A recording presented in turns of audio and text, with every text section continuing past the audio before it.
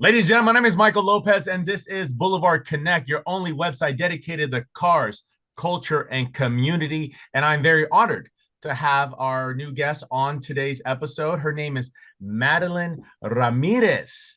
And how are you, Madeline? How you I'm doing? good. Thank Thank you. you Thank so much you. for being here. Now, the way I learned about you, Madeline, is I was talking to a friend of mine named Selena from Chola Starter Kit. And she says, Mike, I'm coming down to LA. I'm gonna do this Chola Con. I was like, hold up. Chola Con, what is that? So she's like, she gave me the information. I looked it up. It's happening on September 28th and 29th of this year at East LA. And 27, 28, and 29. oh, 27, 28, and 29. And Yes. this event looks phenomenal. And it's not what you think. You hear Chola Con. And I started looking up the past events, the current event, and your current lineup, and I was like, oh my God, there's some heavy hitters here. Uh, Absolutely. yeah, and I was so impressed, and I was like, I got to go to this. Not only I have to go to this, I got to talk to the person who's in charge of this because I want to learn more about this. So it is. Well, first, let's talk about why Chola Con. How did you come up with this really quick? I always like to hear the background story. Absolutely. And I think it's important to tell that también. People hear Chola Con and then they're like, what is that? Exactly. What is it? So actually, I had to go back a little bit. I founded a movement with my sister and my comadre, known as Chola Pinup. Okay. So Chola Pinup was the result of us really just having our own social group. I am an artist and a photographer, and I had a studio in Sunnyside, Washington, with my sister Lala, and both of our works has always highlighted La Chola.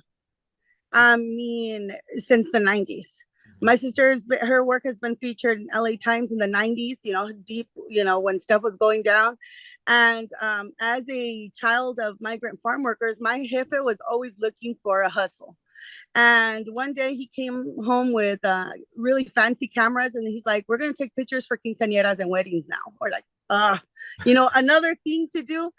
Um, and he took my sister along, and so in the 90s, growing up as cholas, we had access to these badass cameras. We were doing photo shoots in our basement, almost 30 years ago.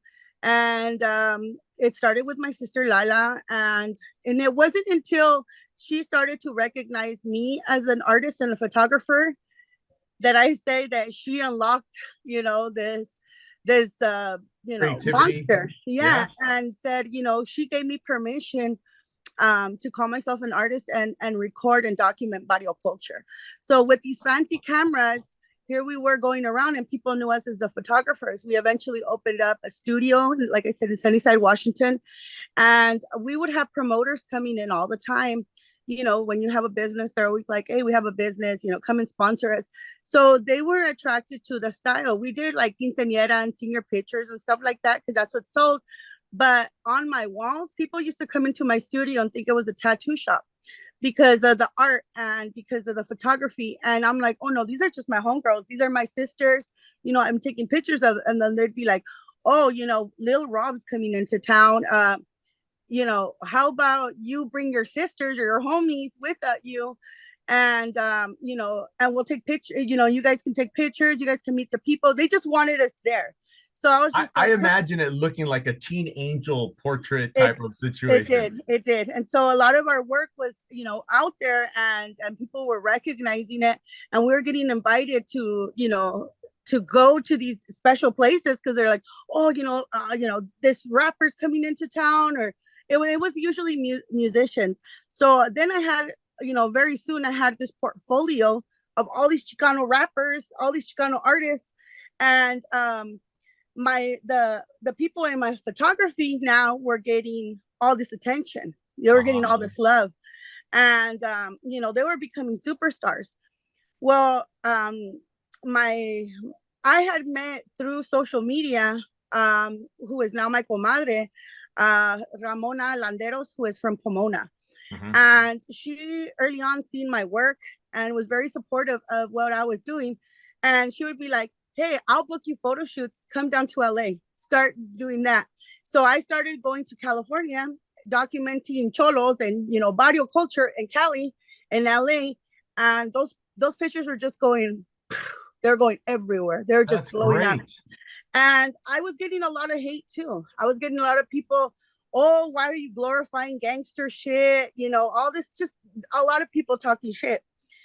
The women in my photography eventually, like I said, they started, just being very popular. And I started to see that the caliber of the mujeres who in my photos, it needed to be on another level. As a Chicana, as a activist, as a as somebody out in the community, it was important for me that the women that I was photographing, that they had substance, Yeah. that they knew their history, Yeah. that they were not just going out, like it wasn't about glorifying, the negative stuff about barrio culture, but the beautiful things about it. The Absolutely. And the sharing their comunidad, stories. the familia, Yeah. the luchadoras, the all these things, all these beautiful things that the barrio was. So it then became that the mujeres who were in the photos had to come together in like community, had to put in work, as we say. In order, a chola is a mujer from the barrio who puts in work. There you So that's go. what we said cholas are. And so the mujeres who we were photographing, we had at this point I had over 100 mujeres all across the nation. We had chapters, and I say chapters because our sisterhood grew so much that they had to get together collectively. We had people in New York, Texas, Arizona, And what year was this California. happening? This was happening in early 2010s Okay. when we Okay. started to establish so 2010 is when we started what is known as Chola Pinup. And so through that, so we're always getting together. So I have homegirls in Arizona and they're raising money. So the people are like, how did you get to travel all over this place? Homegirls would literally sell stickers, do food drives, do all kinds of stuff to pay for me, because I'm living in a central Washington. I'm a mother, I'm a single mom at this point. I don't, I'm going to school, I don't have money to travel, but Yeah. homegirls would raise money and fly me out there. Wow. They believed and in you. and then they would fly me out, and then they'd be like, okay, now take our pictures, because that's what they wanted to be, you know what I mean? And That's so i amazing. i would be, and so they would collect, people in their community, people they were working with, car clubs, people who work with like bulldogs and stuff like that, and different organizations would come together, and we would host events. So eventually we would always discuss on chola, what it is to be chola, like this new reclaiming of that. At the same time, because I've always been a nerd, at the same time it was a struggle being involved in the Chicano movement and not finding a space for chola to be Yeah. chola, Yeah. Mhm. where it was like, okay, brown pride, but why aren't we like discussing what's really going on, who these mujeres are? I remember getting kicked out of a Mecha Regionals conference because the people that I brought had bandanas, and they're like, for the principle of unity, you guys can't come in dressed the way that you guys are dressed. So Okay. I couldn't present the way I was authentically myself, a homegirl who was talking to the homies about like, hey, you need to know who you are. You need to know about what it is to be Chicano. You need to know your history. And me attempting to take them to those spaces and getting kicked out and being pushed out. And And it was a struggle. by Well, our own people in a way, right? absolutely. Absolutely. So early on, and then I always, when I would go to, like, let's say conferences, I was always drawn to people that look like me, not Yeah. only brown Yeah. people, but hey, what's that taka you got? You know what I mean? Hey, Yeah. this homegirl has hoops on. You know what I mean? And talking about, um, you know, Chicano causes that were very important to me. Like I was mentioning to you early on, I'm the child of migrant farm workers. Yeah, yeah, yeah. We live in the Pacific Northwest in a region where there's literally more cows than there are people. There's no stop signs or stoplights where I live at all. Yeah. And so it was fascinating to me as I'm traveling. I'm learning about all these culturas, how mujeres and cholas operate in Phoenix, how they operate in the Bronx, New York, how they operate in Georgia, how they operate. And I'm traveling, I'm taking pictures, and I'm seeing how similar, but they're all uniquely different. Yeah, yeah, yeah, yeah. And so when I was in college, I was also, there was homegirls because I've always been outspoken. So I'm over here presenting at different conferences, talking about mobilizing the homegirls, protesting outside of prisons, the knowledge that we bring to the community, all this outreach work that we're doing. And Simon, we're all cholas. Yeah. A lot of the homegirls that connected with me that were like-minded had degrees. A lot of the homegirls that I had, that connected with me were teachers. I'm an educator myself. So it's just like I was able to connect what it's like to be barrio, what it's like to be gangster, and what that really means in the scope of like Chicano history, women's studies, indigenous studies, all these things that we couldn't find ourselves in. So when I was in college, I did have somebody reach out to me. Her name is now Doctora Veronica Sandoval, and Yeah. she was getting her PhD in American Studies, and she ended up doing her dissertation on the work that I was doing for her master's. When she got her PhD, by that time I had already recruited her, and we were always talking about what it would be like to have a Chola conference. So So within the how long, sisterhood, when you first mentioned that, how long until it happened? well, so La Chola conference happened in stages. I was a student and I would rent like rooms as a student, say, oh, it's gonna be a study thing. And then I would invite all my homegirls from New York, from Cali, from Oregon, and they would all fly down and we would congregate in wherever space that we could find and talk about what it was like to be Chola. And we would present on different things. So we had people presenting on Chola spirituality. We had people talking about, Chola and art.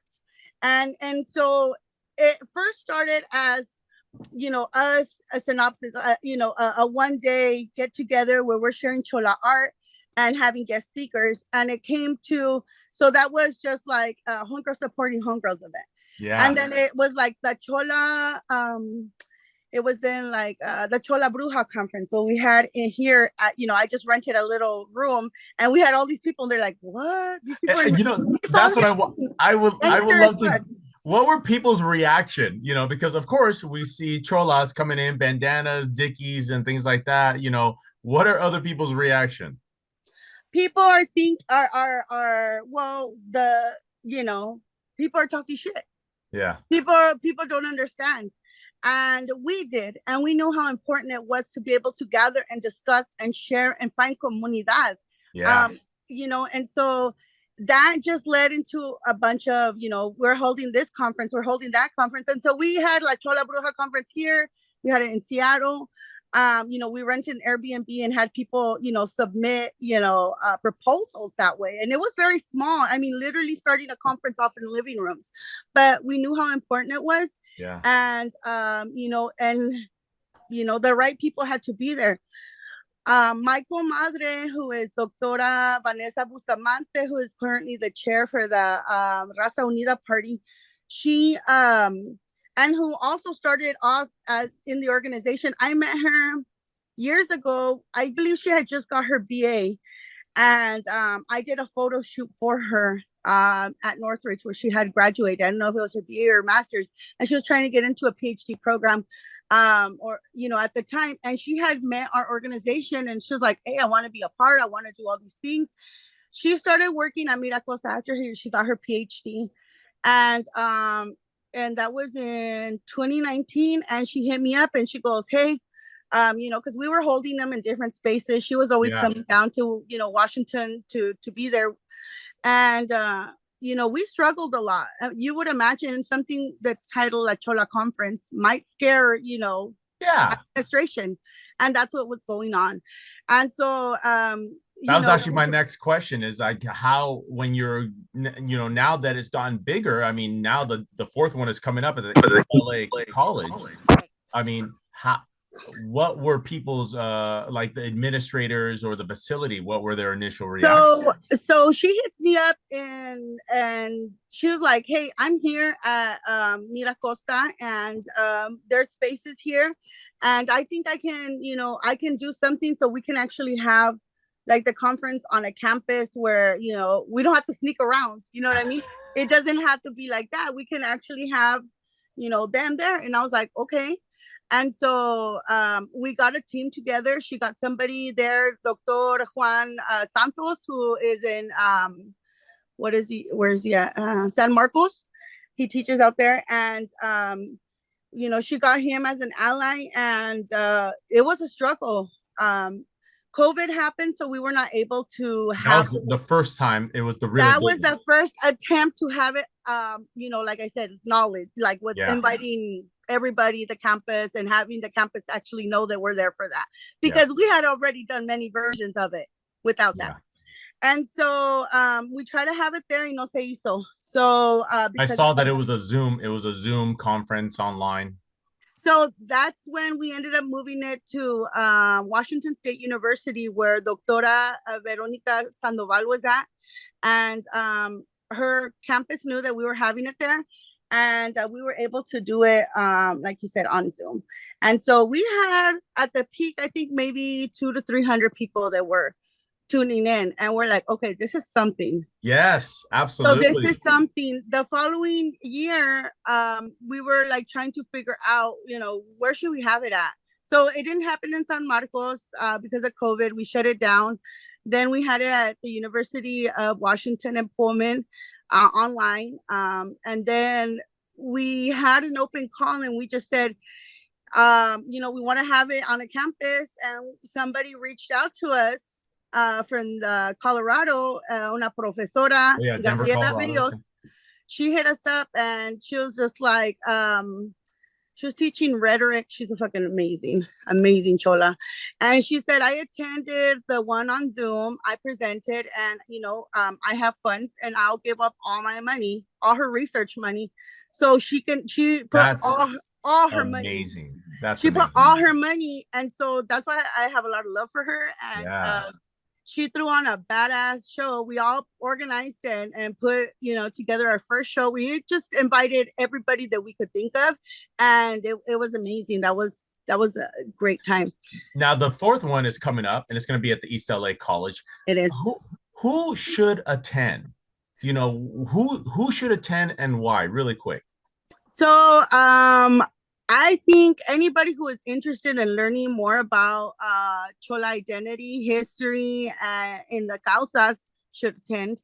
It is open and free to everybody. We work our butts off to make it affordable for everybody.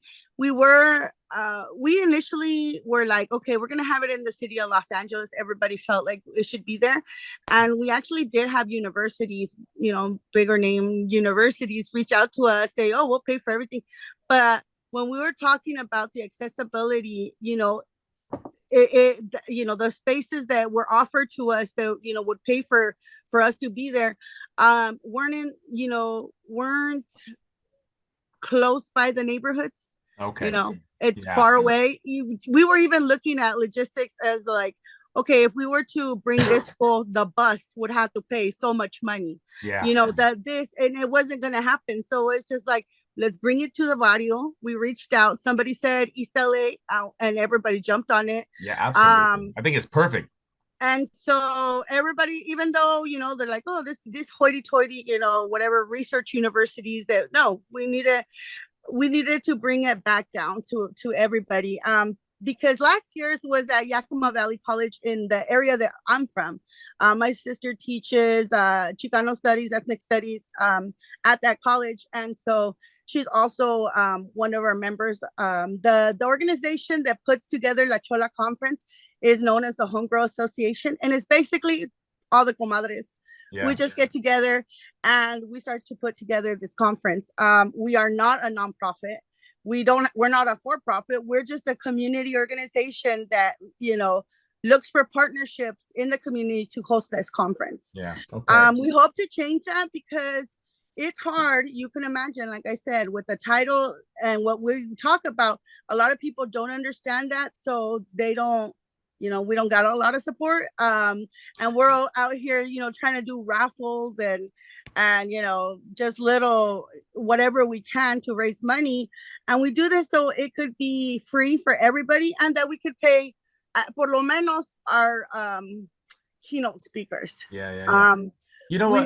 We would love to have it so we could take care of everybody, but at this point, that's as long as we have a space, that we have comida for everybody, because that's also important, and we like to make it free for everybody, and so that's why we work hard for that. Good job. I mean, Madeline, you brought something up. When people, you're having issues finding spaces because of the name, because it says Chola Con. Right. What is your definition of a chola of today? Okay. So I don't know if you heard, but for me and for our sisterhood, cholas are mujeres from the barrio who put in work. Okay, there you go. That's what it is. A chola who is a homegirl that puts in work. So if you're out there, if you're, doing stuff for the comunidad, if you're an educator, if you're a jefa that takes care of your children and, teaches them and puts them up on what's really going on in the comunidad, that's what it is. So to me, that's what the chola is. And the beautiful thing is that's my definition. And when we get together with a lot of like-minded mujeres, everybody has their own. And we're so early on into this movement that it's beautiful to hear all, the different perspectives. And that's one thing that we had always dreamt about, is having all these mujeres come together from all these different communities and talk about what it is. Like when I was in New York and I woke up in New York, and the homegirl is like walking me around, showing me who is that poet? Edgar Allan Poe. I went to his house. We learned about the history. Homegirl knows all about that was in Boston. Isn't that in Boston? No, it's in the Bronx, New York. Was it? Oh, I'm thinking of somebody else. My bad. I'm thinking of that guy running around, Paul Revere. Sorry about that. My bad. No, he's Edgar Allan Poe. Poe is the one that wrote all those creepy stories and Telltale Heart and The Raven and stuff like that. Yeah. And as a nerd, as an educator, as a chola, totally geeking out. But also waking up and the homegirl's busting out playing oldies. She's making fideo. We're talking about, whatever. Homegirl has a mural and a lowrider. And this is New York, the Bronx. And then going to, Albuquerque, the same thing. Yeah. Homegirl, I wake up and she's like, hey, homegirl, like again, the fideo, the frijoles with the oldies, everything is the same. You know what I mean? I could go here, I could go there. And there's so many similarities, but it's not the same, Well, the politics are different. And then that's another thing. So we get cholos come in, hey, what the hell is this? Blah, blah, blah. And I love that because, I married a cholo. I grew up in this. It's not like just something foreign to me. Cholas and cholos are similar, but not the same. Again, our politicas are different. The way that we handle stuff is different. Our communities are different. They're similar, but it's very different. And we have women who are just as impacted, they're formerly incarcerated, who have a different perspective than mujeres who are, that their tias and their moms were cholas and, they're punk rockers. So we're going to have mujeres talking about different stuff. That is actually one of the pláticas that is going to be is the similarities and the communities that come from the barrio, that whether it's, chola or punk, and talking about those things and the music, the hairstyles, everything. We're having mujeres talk about, we have a panel on lowrider models.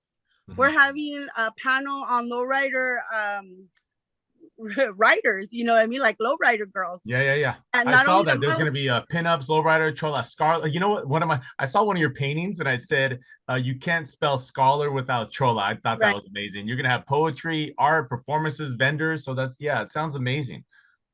Yeah, we're having a bunch of different stuff, and mujeres to share different perspectives. We're having LA legends there. We're having Chef Silvana, who just published a book on she had a what is that, comida chingona, that she did in is it, no, Phoenix. She had a place that are out there, Barrio Cafe, famous Okay. Barrio Cafe. Yeah. She's going to be one of our guests, and she will be reading from her book, and she'll have some available there. You know, we have Dolly Girl, Chicana rap legend. Yeah. We have, and we've always had different, you know, amazing people and scholars. One of our keynotes is also Esty from the Justice 8, who was incarcerated Yeah. for Okay. street vendors. So she's also going to be there. I mean, we just have so many different perspectives, and it's beautiful, and I can't wait to be in California this year. You know, I am not from California. I'm from the Pacific Northwest. A lot of my work takes me out there. My husband's from you know, born Uh-oh. I think we lost you. Cali vibes in the work that I do, but I'm proudly from the Pacific Northwest. There's Chicanos and Cholas out here too. You know, So I want to bring up, you know, like back in the day, like you said, Cholo and Chola had a very derogatory right, definition. And what I think you're doing is you're changing the narrative of that. You're not absolutely. changing the term, but you're changing the narrative. And I think that's important because, you know, a lot of people still look at us Chola, Chola. You know, I could imagine seeing you girls walking, seeing you women coming in dressed the way you are and going through a campus. I can imagine what everybody's thinking. But I Right. think what you're doing is a great job of keeping that name and changing the narrative. You know, you're doing your part You to know, at first when we started our movement, a lot of the mujeres, you know, are professionals, and yeah, are in academic spaces, are in, you know, healthcare, are in the schools, and yeah, they kind of had to be like low key about the work that they were doing with us. Now I introduce myself as a chola. I go into spaces like that. No, I'm serious. I will say, and that's my strength. That's one of yeah. my strengths. You're saying, you know, imagine what it's like. Well, imagine what it's like when I'm a guest speaker at a university, and I roll up with my, you know, my Dickies and my Nikes, my hoops, and the teacher looks like me. You know what I mean? Yeah. So my sister will, you know, have me go out and speak in her class. You know, and a lot of us in our network, you know, you know, are all profesoras or doing some work like that. And so when we roll up and they're talking about, oh, these are all my homegirls, they're like, what? You know, it's different, and you know, I'm really proud to be a part of that. Yeah, I mean, like I said, you're doing a great job of changing the narrative and putting a positive spin on it now, you know. So you are changing people's view on it, and I think you're doing a great job. Thank you. You know, Chola And it's not culture, just me. We have a whole sisterhood. We have absolutely. And when I speak about you, I'm talking about all the the women, sisters. Uh-huh. All of us all the being a bunch of educated girls. badass cholas in your Yeah. organization. Of course, that's what I mean. Definitely it had, you know, it was a dream, and I've always had this thing. It's always been in my head, this is what's going to happen. Yeah, And fighting through that, and all the bullshit, and all the fighting, and not having my, you know, traveling and going to speak here, and representing here, and you know, I can't pay my rent, but I'm going to go and, you know, fly down to, you know, San Francisco to present on Chola culture. You know what I mean? yeah, This is the life that I live. It's what, you know, I'm about. And it's important for me. I get into a lot of shit here in my small little community and throughout. A lot of people don't understand, and you know, and so those are the people that should come to the conference, who want to absolutely, learn, and they're gonna see it absolutely. for themselves. You know, in our sisterhood, I'm probably one of the, like, one of two that doesn't have a PhD. Mhm. Yeah, yeah, I know. Yeah. yeah, And yeah. I was looking at the But it was lineup. like, Yeah, no, I was looking at the everybody here. lineup.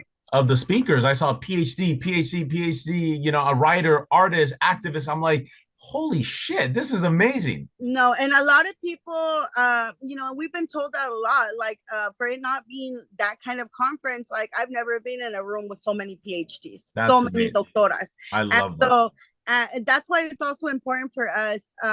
One of the groups that is supporting us coming to East LA is the Rising Scholars Program. And what do you call it? It's important because I'm just like, I want them to see this Yeah, is yeah, this is you. This is a lot of our mujeres came from the same kind of background. A lot of absolutely. them, are felons también. And life circumstances, whatever it is, but here we are, and here, this is what we're doing. And I so, want to. You were speaking on Chola and Chola culture. It seems to be going mainstream now. oh my gosh, okay. Yeah, and I think this is a great segue into this. Just really quick, I want to talk about it.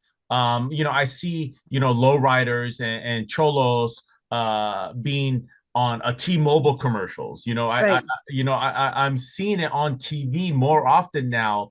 And one, I see it as great. right.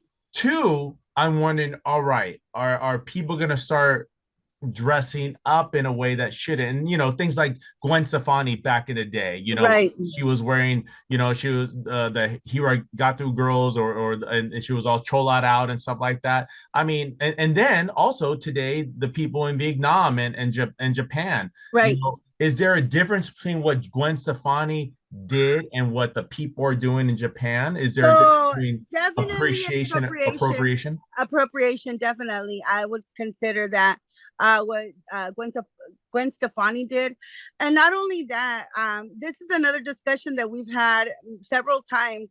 Um, Even as a brown person, doesn't just because you're Chicana doesn't mean you're Chola. Mhm. That's straight out. So 100%. even there's even Chicana influencers or Latina influencers who put on the thing and they come out dressed up, and it's very offensive because you're not Chola. Mhm. You're not Chola. And there's a difference between being Chola and being Chicana. Can you be Chicana and Chola? Absolutely. And that's very common. But just because you're Chicana doesn't necessarily give you the green light to be, representing a cultura that isn't yours. Right. There could be Asian who grew up in the hood, who's Chola, who I would consider Chola, not over somebody who is just because they're brown that they feel like they can come out here and do something like that. What's going on in Vietnam and all that other stuff is that is I've had these discussions and people say this is a resistance culture. They're grabbing, inspiration from Chicanos, and I think that's a beautiful thing. I can't talk about what it's like to be a Vietnamese chola because no soy. But for me, I can say that as long as there's respect, and I can't talk on other people's cultures what they're doing in other places. Do I think it's appropriation? I think it's in their form a sign of respect and something that they're integrating into their cultura. Um, I've had homies who have traveled all around the world who are Chicano rappers, cholas, chola rappers, and they're like, in Japan, it's like a club. It's like a social club Yeah, yeah, rather yeah. than it being anything tied to gangs or violence or whatever. We hear a lot like, oh, they're mimicking Chicano culture. And this is where I struggle because it's not Chicano culture, it's Cholo culture. You're Mhm. talking, and Yeah, so let's yeah. say There what is a it is. difference. Let's say what it is. It's not Chicano culture because Chicanos they have a beautiful movement. They have all these different stuff.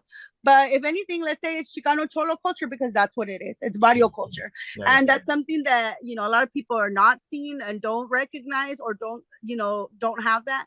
So I think that's where the confusion comes in a lot of places. Like I said, there's influencers who are all brown and but they want to come out chola, and it's just like, well, it's funny that you can just kind of just jump when it's convenient because right now it's hip and everybody's dressing like that, Yeah. and portraying themselves as gangster when they've never put in work. They don't give a Yeah. fuck about the community. They're not doing shit. And they don't Yeah. even, I can't even say that, oh, their moms are, they grew up in the neighborhood.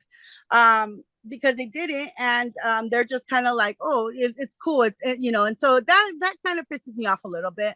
But to each their own. I'm not, over here the Chola cop or whatever. So I'm not, it A is, Chola cop. I've you live. never heard of that. I'm sure there's one out there. No, there Yeah. is. There's even a book that came out with a homegirl that was talking about what it's like to be a Chola and And a also a cop. police officer. Okay. And we come in so many different, shapes and sizes, Absolutely. and so Backgrounds and education. Yeah.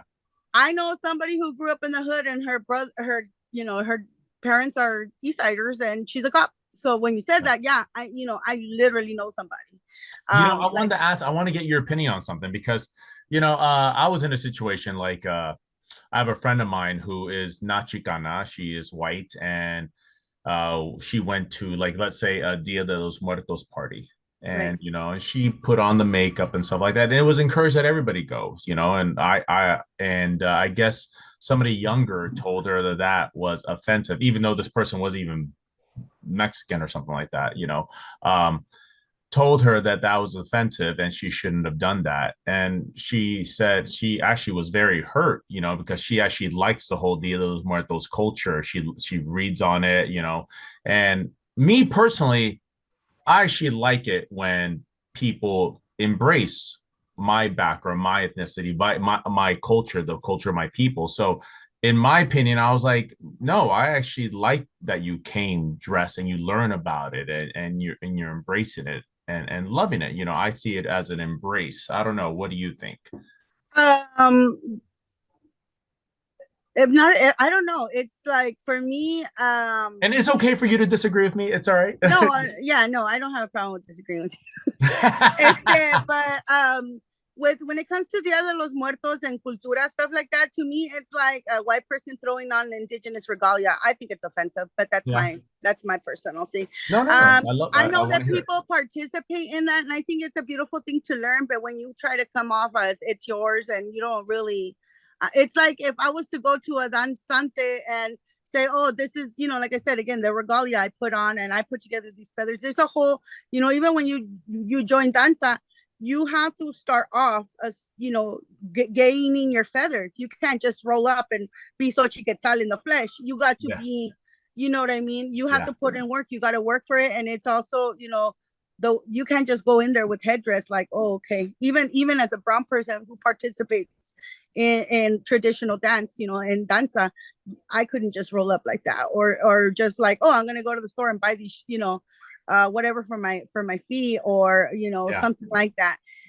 There's a whole process and something that, I think that things that are sacred and something like that for me is very sacred. So Okay. that's my opinion. That's my No, personal and opinion. I love your opinion. I think it's amazing. I love it. Um, Madeline Ramirez. I mean, come on, Chola Con, the Yeah, fourth one of happening on course. September 27th, 28th, 29th of this year. It's coming up in a couple of weeks. I'm sure you're excited, I'm and very your excited. head is probably going in so many different ways right So now. many things going on right now. And it's happening at East LA College, where it should. I think it's amazing Right. that it's going on there. There's going to be pinups, lowriders, Chola scholars, PhD holders, art, poetry, performances, vendors.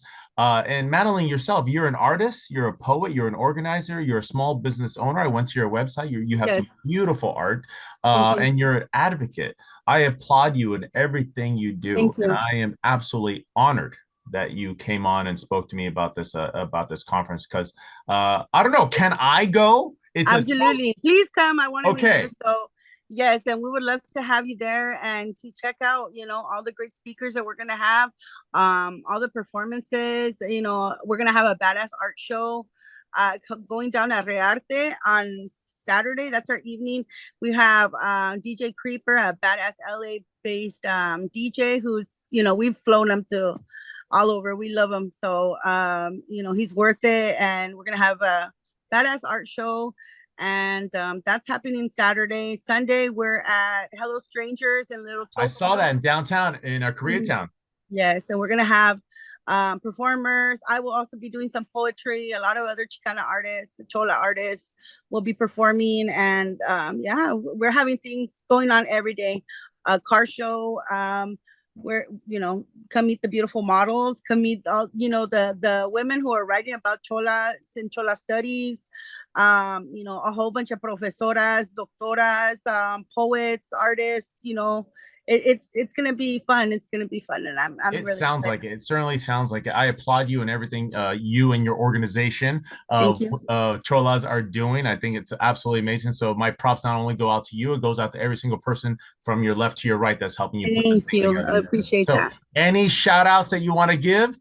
Well, I want to shout out the Homegirl Association for putting in work for many years, not just the last four, but for many years. A lot of the mujeres have been with us, for 15 plus years, and so this is not just my conference; it's all of ours. It belongs to the comunidad, Yeah. and we want everybody to go out there to learn, to embrace, and to we're holding space for homegirls, and so we want them to show up, veteranas, young people, my daughters who are age right now 7, 8, or 9 and 10. Were on a panel last year with their little homegirl, Metzli. So it's my comadre's daughter, and we'll have some young people also presenting. So our conference, it's generational. It's the young people. It's the moms putting in work. It's the veteranas. It's all, the we and I love that our sisterhood has mujeres of all ages también to kind of ground us. And our organization, not only are we like planning this thing, but we're also venting. We're sharing what things that are going on in our life. It really is a women's circle and a supportive circle. And I can't wait to be in a space where people can really see what like that ancestral joy looks like. I know Yes. that we have ancestors that are like, yeah, we have a lot of veteranas, older mujeres, even in their 70s and 80s, who are really excited, who will be performing, who help us plan, who are in from neighborhoods from Los Angeles, like going back like since the 60s. And so Okay. it's a beautiful thing. It's a beautiful thing, and I can't wait, for it to go down this week. And where can people buy tickets? Actually, you can go to Chola Con and there will be a link. If you choose to do that option, there is a donation required because in order for us to have opened it up for the masses, they were requiring us to collect money. And Everybody, so it's a, donate. Donate. yeah, that Yes, come money on. will It's a go, that money great goes, cause. absolutely. It's And a we work I'm hard. donating. We work hard so that people don't have to. But if you choose to go that route, we have 200 meals are provided every day. So if you buy a ticket and you donate even $1, you're guaranteed, your comida, you're guaranteed your space there. Everybody Uh, donate more than $1. Come on, yes. don't be um, pinche cheap. All right, serio, and if you seriously. All don't right, have access to the internet, you can't. We will have signups, right? You can go and roll up that day, roll up and you can buy a ticket and there. it's free. Oh, And it's and it's free. free. It's free. It's free. Guys, If it's you want not to free. donate, we will love it. Donate, people. Okay, no, no, no. Don't say free. Come on, people. This is a great organization. It I is. want to It support is. it, and I can't wait to be there. So I'm Yes. looking forward to seeing you there. Okay, uh, uh, you know what, Madeline? Thank you so much. Thank you. Thank you so much. And ladies and gentlemen, go over to cholacon.com, correct? Right. Get more information. And also the Homegirl Association on We're on Instagram. Instagram, yes, Yeah, yeah. Instagram. And so anything that's going on in the, planning or any updates, you'll find it there or on La Chola Conference, Okay. also on Instagram. And also, I think somebody posted the Hello Stranger event that's going down. It's also posted on BlvdConnect. So we'll put some more information about the Chola Con up there as well. So Madeline, thank you so much. My name is Michael Lopez from BlvdConnect.com. This is your only website dedicated to cars, culture, and especially Madeline, who is all community. So thank you guys so much for watching. I hope you guys learned something, and we will see you at Chola Con We'll see you this there. month.